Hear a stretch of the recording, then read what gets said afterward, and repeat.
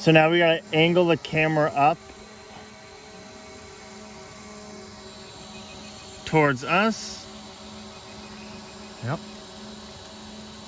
And then we're gonna go up. You can see that we're up. And then we can see the drone is now going up and up and up. Keep filming the drone. And then we can see on the camera here that we are really high up here. Yep. And we'll go up a little bit more.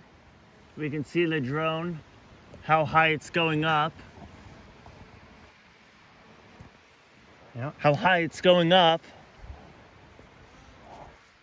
Way up there.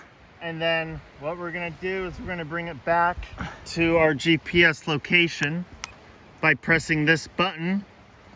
And then as you can see, it is going to start to slowly, as we can see that our picture is starting to get bigger.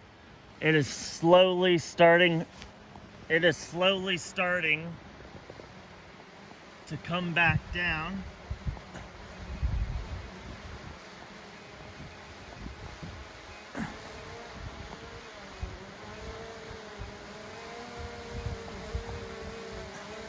And if you look on our camera here, we can see that we are slowly coming back down, where I need to adjust the camera so we can see ourselves like this.